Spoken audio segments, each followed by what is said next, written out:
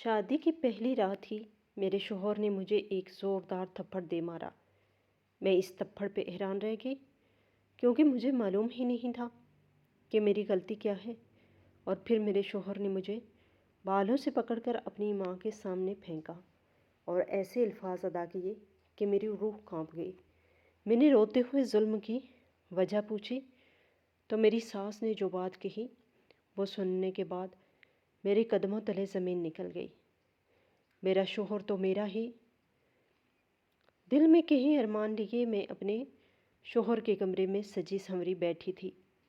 जेवरात और सुर्ख अरूसी खूबसूरत जोड़े में बैठी साकिब का इंतज़ार कर रही थी।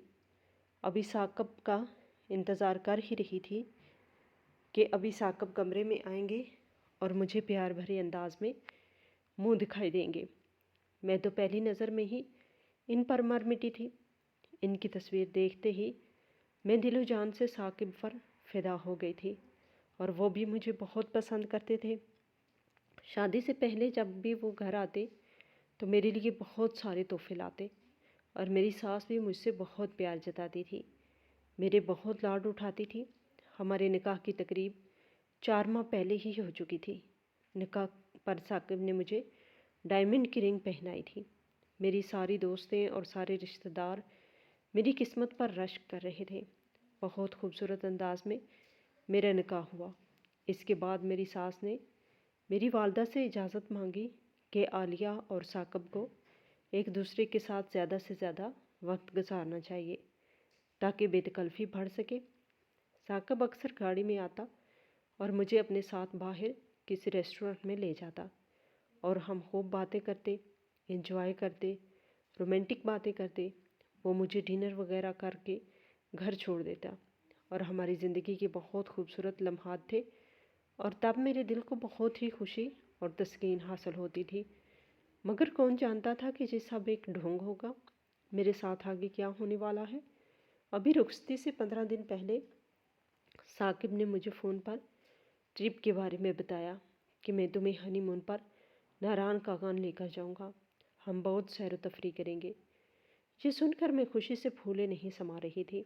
अपने कमरे में आईने के आगे खड़ी अपनी किस्मत पर इतरा रही थी। मेरी वालदा मुझसे कहती थी कि मेरी बेटी है ही बहुत प्यारी, देखना इसकी किस्मत भी बहुत प्यारी होगी। पर मुझे क्या पता था कि ये इतना प्यार करने वाला शख्स मेरी ज़िंदगी को अजीब से दुराहे पे ला खड़ा करेगा। जो कुछ मेरे साथ हुआ वो सब कहते हुए भी मेरा दिल लर्ज़ जाता है। अभी मैं अपने कमरे में साकिब का शर्माते हुए बेसब्री से इंतज़ार कर रही थी कि अचानक साकिब अंदर दाखिल हुआ और मेरे दिल की धड़कन बहुत तेज़ होने लगी। वो मेरे पास आकर बैठ गए और कुछ न बोले। मुझे तो लगा था कि आज की रात वो मुझसे बहुत कुछ कहेंगे, मगर वो चुप थे। जब ये खामोशी तवील होने लगी तो मुझे कुछ ताज्जुब सा हुआ कि आखिर साकिब क्यों चुप है। मुझे तो कहता था कि वो मुझे मेरी मुँह दिखाई देंगे, लेकिन यहाँ तो मामला ही कुछ उल्ट था। साकिब तो गुस्से से सुर्ख हो रहे थे। वो मुसलसल खामोश थे। इस खामोशी को 20 मिनट गुजर गए। फिर मैंने हिम्मत करके बात शुरू की। मैं नज़रें झुकाए अपने हाथ साकिब की तरफ बढ़ाते हुए कहने लगी कि लाएं मेरी मुँह दिखाई दे। मैंने बड़े मान से ये बात कही थी तो उन्होंने मुझे मेरे मुंह पर एक ज़ोरदार थप्पड़ दे मारा। ये मेरे लिए बहुत ही हैरानकुन था। इनका थप्पड़ खाते ही मैं बेड पर गिर गई। उठने की हिम्मत भी नहीं थी कि वो मुझे मेरे बालों से पकड़कर घसीटते हुए कमरे से बाहर ले गए। मैं तो समझ ही नहीं पाई कि मेरे साथ ये हुआ क्या है। मैंने कहा साकिब मेरे बाल छोड़े, मगर उन्होंने मुझे बाहर बैठी मेरी सास सकीना बेगम के कदमों में जा फेंका और बोले जेले अम्मा, जो तूने कहा था मैंने वैसा ही किया। अब ये लड़की तेरे हवाले है। सालों से जिस बदले की आग में तू जल रही है, अब ले लो अपना बदला, पूरा कर ले अपना एक एक हिसाब। ये सुनते ही मैं शशतर रह गई और कांप उठी। मेरा रख्सार थप्पड़ से सुर्ख हो चुका था और मेरे बाल बिखर चुके थे। मेरी बहुत बुरी हालत में थी। रो रो कर मेरी हिचकी बंध गई थी। मैं बहुत नाजुक सी तबीयत की मालिक थी। आज तक मेरे वालिदैन ने मुझसे ऊंची आवाज़ में बात तक नहीं की थी। वो मुझसे इतना प्यार करते थे اور پہلی رات ہی میں تھپڑ کھا چکے تھے۔ مجھے خوف محسوس ہو رہا تھا۔ میں وہاں اپنی ساس کے قدموں میں گر کر رو رہی تھی۔ وہ مجھے بہت غصے سے گھور رہی تھی۔ ان کی آنکھوں میں تو جیسے بدلے کی آگ لگی ہوئی تھی۔ انہوں نے اپنے ہاتھوں سے میرے جبڑوں کو زوروں سے پکڑا اور کہنے لگی، برسوں سے انتظار تھا اس وقت کا مجھے، اور وہ آج آ گیا۔ اب دیکھنا بہت مزہ آئے گا۔ میں تیرا وہ حال کروں گی کہ تم موت کی دعا مانگو گی۔ یہ کہہ کر اس نے میرا ہاتھ پکڑا اور مجھے ایک اندھیرے کمرے میں جا کر بند کر دیا، اور باہر سے اس دروازے کو لاک کر دیا گیا۔ میں روتی رہی، چیختی رہی، چلاتی رہی، دروازہ پیٹتی رہی کہ مجھے کیوں یہاں بند کیا گیا ہے، میرا قصور کیا ہے، مگر کوئی میری مدد کو نہیں آیا۔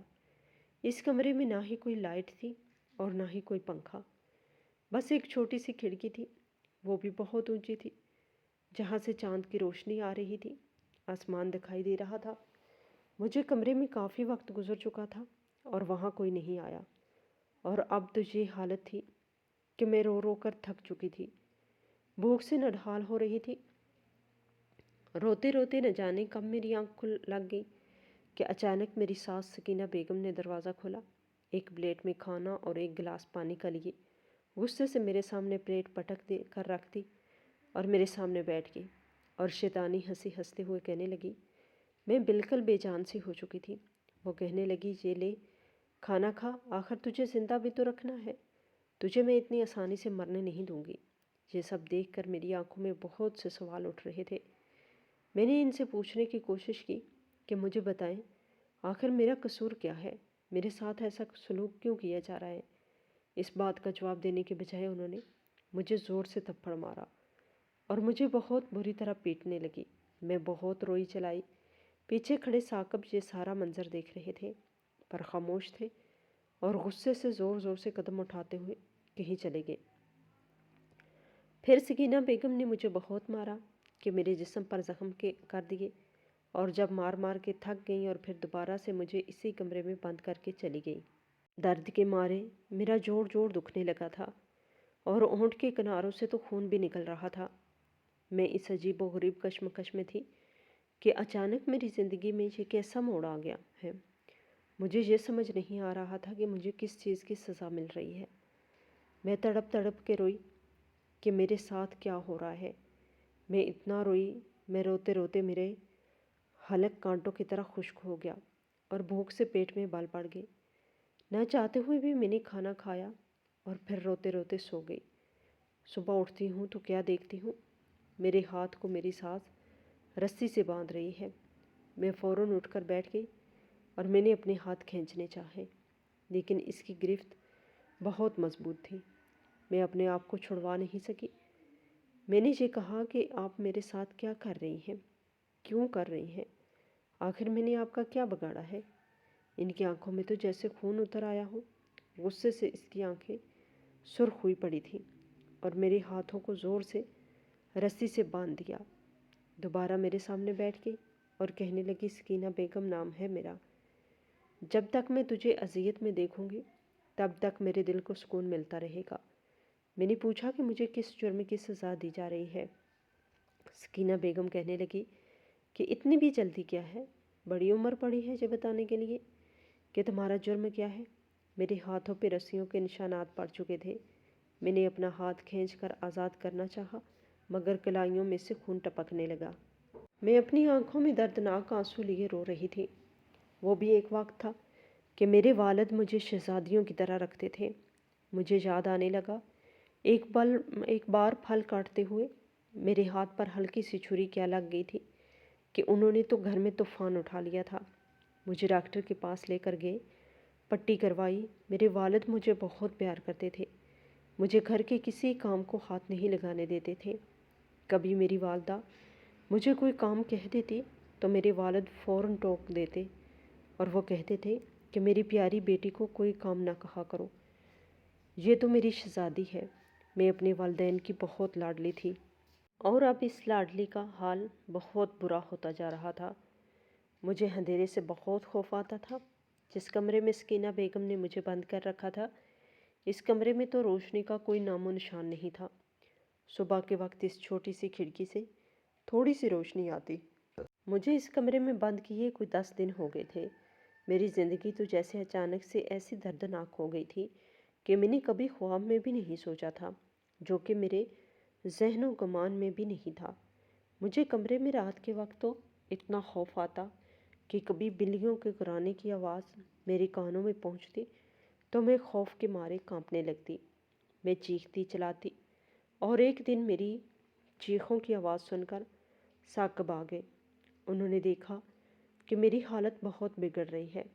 इन्हें मुझे देखकर कुछ तरस आ गया तो वो मुझे इस कमरे से बाहर लेकर गए और ठंडे पानी का गिलास मेरे सामने रख दिया और खामोशी से मेरे पास खड़े हो गए और अफसोस भरी निगाहों से मेरी तरफ देख रहे थे कि जैसे इन्हें मेरी इस हालत पर तरस आ रहा हो।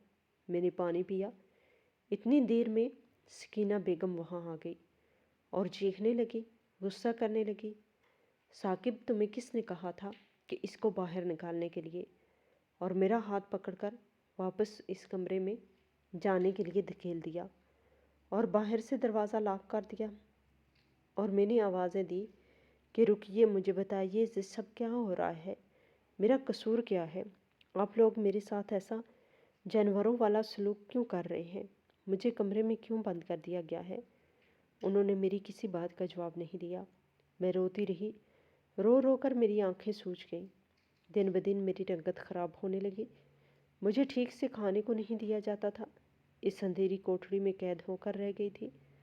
रो रो कर अल्लाह से दुआ मांगती रहती, या अल्लाह, तू मेरी मदद कर, मुझे इस अजाब से निकाल। मैंने इन लोगों से कहना ही छोड़ दिया था। मैं सिर्फ अपने रब से ही मदद मांगती, क्योंकि इनके पूछने का मतलब मज़ीद मार खाना था। मैंने वज़ू किया, नमाज़ पढ़ी और अपने रब से रो रो कर दुआएं मांगी। फिर कुछ सुकून मिला। मुझे अपने रब से बहुत उम्मीद थी कि एक न एक दिन मैं यहाँ से आज़ादी हासिल कर लूँगी। वक्त गुज़रता रहा। दिन ब दिन मेरी सास का मुझ पे जुल्म बढ़ता रहा। मुझे इतनी हैरानगी होती कि ये तो शादी से पहले मेरे इतने नखरे उठाती थी और अब मेरे साथ ये सलूक कर रही है। ये सोचती कि पता नहीं कौन सा बदला ले रही है, कैसा बदला है जो कि ख़त्म होने का नाम ही नहीं ले रहा। अब तो मैं ही ख़त्म हो रही थी। मैं बहुत कमज़ोर होती जा रही थी। मेरा रंग, मेरी खूबसूरती सब ढलती जा रही थी। यहाँ सिर्फ 2 वक्त का खाना मिलता और जुल्म की तो खाद ही नहीं थी। लेकिन मैं नौउम्मीद नहीं थी हुई और अल्लाह से दुआएं जारी रखी। जब साकिब वापस आए तो कुछ दवाइयाँ साकिब के हाथ में पकड़ी हुई थी। सकीना बेगम की हालत कुछ ठीक नहीं थी। इन्हें शुगर और ब्लड प्रेशर का मर्ज़ था। साकिब ने इन्हें कमरे में लटाकर मुझे आकर कहा कि आज से खाना तुम बना लिया करो, अम्मा की तबीयत ठीक नहीं है। वरना सकीना बेगम अपने किचन में मुझे पाँव रखने भी नहीं देती थी, बस सफाई, झाड़ू पोंछा वगैरह करवाती थी। फिर मैंने किचन भी संभाल लिया है। मेरे बनाए हुए खाने साकिब और इनकी माँ को कुछ पसंद आने लगे। जितने दिन वो बीमार थी वो खामोश रही। मैंने इनकी खिदमत करती और बीमारी की हालत में संभालती। वो मुझसे बात न करती और ना ही मेरे पास आती। खाना खाती और लेट जाती और आराम करती। मुझे एक कमरे से कुछ आज़ादी मिल रही थी। मेरी अल्लाह पर उम्मीद बढ़ गई कि एक न एक दिन मैं यहाँ से आज़ाद हो जाऊँगी। मैं अंदर ही अंदर चाहती थी कि किसी तरह मेरी वालदा से मेरा राब्ता हो जाए, लेकिन मेरा राब्ता होना बहुत ही मुश्किल था, क्योंकि मेरे पास कोई मोबाइल फ़ोन नहीं था। क्योंकि मोबाइल फ़ोन तो ससुराल में शोहर से ही गिफ्ट में मिलते थे और मेरी तो शादी की रात ही भयानक और दर्दनाक थी, जो कि मैं कभी भी नहीं भूल सकती। अभी शुक्र हुआ कि एक दिन मैं किचन में खाना बना रही थी कि सकीना बेगम कमरे में आ गई और मेरे हाथ पकड़कर गर्म पकौड़ों से लगा दिए। मैं चीखने लगी, चिल्लाने लगी। सकीना बेगम थी कि छोड़ने का नाम नहीं ले रही थी और वहाँ गर्म पतीले से मेरा हाथ जल रहा था। मैं तड़प रही थी। इतने में साकिब अंदर आ गए। उन्होंने अपनी माँ का हाथ पकड़ लिया और मुझे बचाया। फिर वो कहने लगे कि अम्मा, ये कैसी जहालत वाले काम कर रही हो, छोड़ दो इसे, चलो मेरे साथ, आप मुझसे बात करनी है। वो बोलकर इनका हाथ पकड़कर कमरे में ले गया। मैं रोने लगी। मेरा हाथ जल चुका था। अपनी माँ को एक कमरे में ले जाकर बाहर से दरवाज़ा बंद कर दिया। میں دروازے کے پاس چھپ کر کھڑی ہو گئی، ان کی باتیں سننے کی کوشش کر رہی تھی، پر میں ناکام رہی کیونکہ آواز باہر نہیں آ رہی تھی۔ اگلے دن کچن میں جب میں دوبارہ کھانے بنانے گئی تو سکینہ بیگم داخل ہوئی۔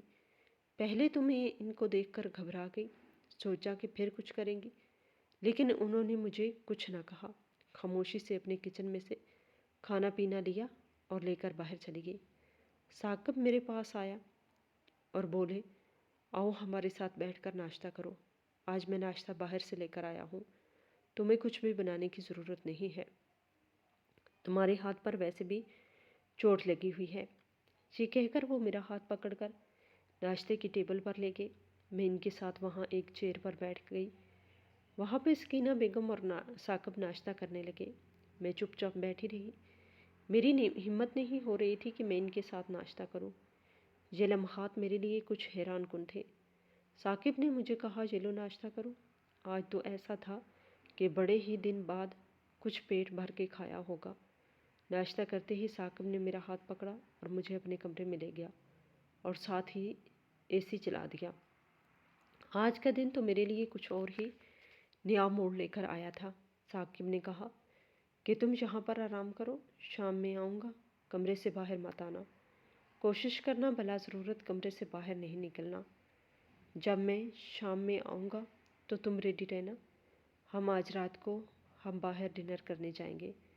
میں تو بس ان کی باتیں حیرانگی سے سنتی رہی۔ آخرکار 20 دن بعد ان کا یہ رویہ دیکھ کر مجھے یہ لگ رہا تھا کہ میں کوئی خواب دیکھ رہی ہوں۔ میں خاموش کھڑی دیکھتی رہی اور وہ تیار ہو کر آفس چلے گئے۔ کتنے دن میں نے اپنے کمرے میں آ کر کچھ سکون لیا تھا، ورنہ 20 دن جو میں نے اندھیرے کمرے میں گزارے تھے کسی قیامت سے کم نہیں تھے۔ اس کے سامنے تو یہ کمرہ میرے لیے جنت تھا۔ اپنے کپڑوں میں سے ایک نیا سوٹ نکالا اور فریش ہو کر تیاری کرنے لگی۔ آج تو میں ایسے سوئی کہ شام کو ثاقب نے ہی مجھے آ کر اٹھایا تھا۔ ثاقب میرے لیے جوس اور ریفریشمنٹ کا کچھ سامان لے کر کمرے میں داخل ہوئے تھے۔ میرے لیے ایک کام کرنے والے نوکر کو لے کر آئے تھے۔ وہ کھانے پینے کی چیزیں ایک ٹرالی میں رکھ کر لایا تھا۔ ثاقب نے اسے باہر جانے کا اشارہ کیا اور ثاقب نے مجھے کہا، یہ جوس پی کر ریڈی ہو جاؤ، میں تمہارے لیے ایک بہت خوبصورت ڈریس لایا ہوں، یہ پہن لو، ہم باہر چلیں گے اور آج تمہیں تمہارے سارے سوالوں کا جواب بھی مل جائے گا۔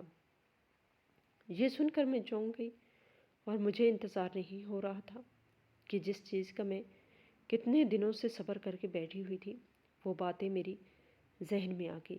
میں جلدی سے ریڈی ہوئی۔ جب گھر سے نکل رہے تھے تو میری ساس سکینہ بیگم بھی بیٹھ گئی اور آرام سے ہمیں دیکھ رہی تھی، پر کچھ نہیں بولی۔ خاموشی سے مجھے اور ثاقب کو دیکھتی رہی، لیکن خاموش بیٹھی رہی۔ میں ان کی طرف دیکھ کر ڈر رہی تھی کہ ہمیں کہیں روکنے کی کوشش نہ کرے، اور انہوں نے کچھ نہیں کہا اور مجھے نظر انداز کر دیا۔ اپنا ٹی وی لگا کر دیکھنے لگی۔ ثاقب نے گاڑی سٹارٹ کی اور میں ان کے ساتھ گاڑی میں بیٹھ گئی۔ پہلے تو مجھے بہت ہی اچھے ریسٹورنٹ میں لے گئے۔ یہ وہی ریسٹورنٹ تھا جہاں ہم رخصتی سے پہلے جایا کرتے تھے، جہاں ہم رومانٹک باتیں کیا کرتے تھے۔ ثاقب نے مجھے آخری بار پھولوں کا گلدستہ بھی یہیں پر دیا تھا۔ ثاقب نے میری ساری فیوریٹ ڈشز آرڈر کی تھی۔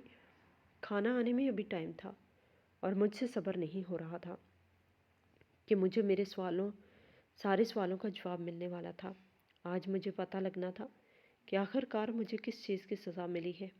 میں یہی سوچ رہی تھی کہ ہمارا کھانا آ گیا۔ ثاقب نے مجھے بہت ہی پیار سے کھانا سرو کیا۔ میری تو حالت خراب ہو رہی تھی، لیکن ثاقب آرام سے کھانا کھائی جا رہے تھے۔ جیسے ہی ہم نے ڈنر کیا، میں اس انتظار میں تھی کہ وہ مجھے کچھ بتائیں گے۔ انہوں نے بل پے کر کے میرا ہاتھ پکڑا اور مجھے ریسٹورنٹ سے باہر لے کے آئے۔ آج وہ بہت ہی پیار سے پیش آ رہے تھے۔ اتنے دنوں سے ایسی بے رخی دکھائی تھی، مجھے اس سے ایسی امید نہیں تھی، اور آج پھر سے جیسے رخصتی سے پہلے تھے اس طرح کا رویہ اختیار کیے ہوئے تھا کہ ایسا کچھ ہوا ہی نہ ہو۔ یہ مجھے ایک باغ میں لے گئے، وہاں پر ایک بینچ پر بیٹھ گئے۔ پھر میں نے انہیں کہا کہ مجھے بتائیں یہ سب کیا تھا۔ انہوں نے کہا کہ میں تمہیں سب بتاؤں گا، پہلے تم بتاؤ کہ یہ 20 دن تمہارے کیسے تھے۔ میں کیا کہتی، میں تو رو پڑی۔ اور پھوٹ پھوٹ کر رونے لگی۔ اتنا روئی کہ روتے روتے کہا کہ میری زندگی کے بہت ہی دردناک خوفناک دن تھے جو کہ میں کبھی نہیں بھول سکتی۔ میرے والد اور والدہ نے تو مجھے بہت ہی شہزادی کی طرح رکھا ہوا تھا۔ مجھ پر یہ وقت آئے گا میں کبھی سوچ بھی نہیں سکتی۔ پھر انہوں نے کہا، تمہارے لیے تو صرف یہ 20 دن تھے، ہم نے ایسے ہی 20 سال دردناک اذیت میں گزارے ہیں۔ وہ امید بہارا اپنے ہی والد کی وجہ سے یہ بات سن کر آنکھیں پھٹی کی پھٹی رہ گئی۔ ثاقب بولے، کسی دور میں تمہارے والد عرفان میرے والد بشیر کے پاس دبئی میں جاب کیا کرتے تھے، مگر بشیر صاحب ایک بہت بڑی کمپنی کے مالک تھے اور عرفان صاحب ان کے پاس ایک چھوٹی سی نوکری کیا کرتے تھے۔ بشیر صاحب کو عرفان پر بہت بھروسہ تھا، ان کا وہ پرسنل سیکرٹری تھا۔ ہر پریشانی ہر غم میں بشیر صاحب عرفان کا بہت ساتھ دیتے تھے، ان کو سپورٹ کرتے تھے۔ ان کی اکلوتی بیٹی تھی جو کہ بہت ہی مناسب گھر سے تعلق رکھتی تھی۔ بشیر صاحب کی بس یہی غلطی تھی کہ وہ دل کے بہت صاف تھے اور لوگوں کے دھوکے بازیوں میں جلدی آ جاتے تھے۔ اس طرح تمہارے والد عرفان نے میرے باپ کو ایک بہت بڑا دھوکہ دیا۔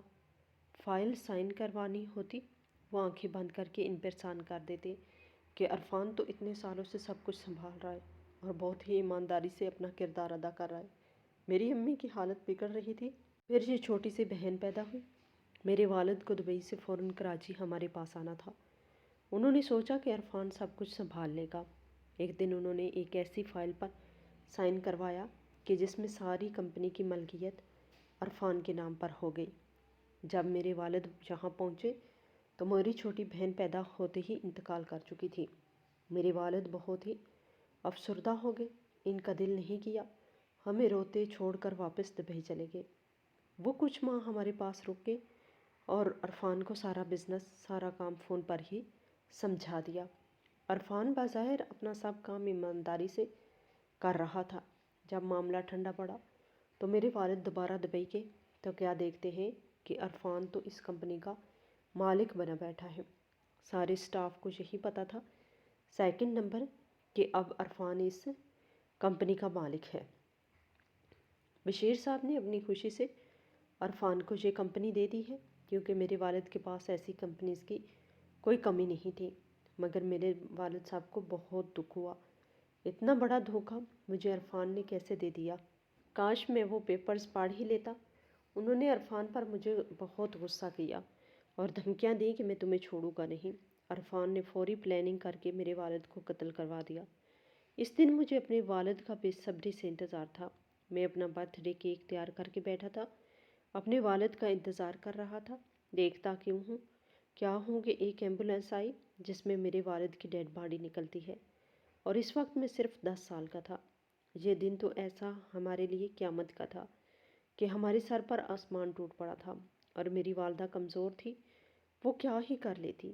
میری والد کی تدفین کے بعد خاندان والے اور رشتہ داروں نے مجھے دبئی جانے کا کہا اور باقی کمپنیز کی فائل لانے کا کہا، کیونکہ ان کے بعد تو میں ہی ان کا اکلوتا وارث تھا۔ جب میں اپنے بڑوں کے ساتھ دبئی گیا تو وہاں جا کر کیا پتہ لگتا ہے کہ باقی کمپنیز کی پاور آف اٹارنی بھی عرفان صاحب کے نام ہے۔ یہ دیکھ کر ہم سب پریشان ہو گئے کہ یہ کیسے ہو سکتا ہے؟ سب باتیں تو ٹھیک ہیں، تمہارے والد عرفان صاحب نے سب کچھ ہڑپ کیا۔ میں اس وقت چھوٹا تھا، مجھے بہت غصہ آیا۔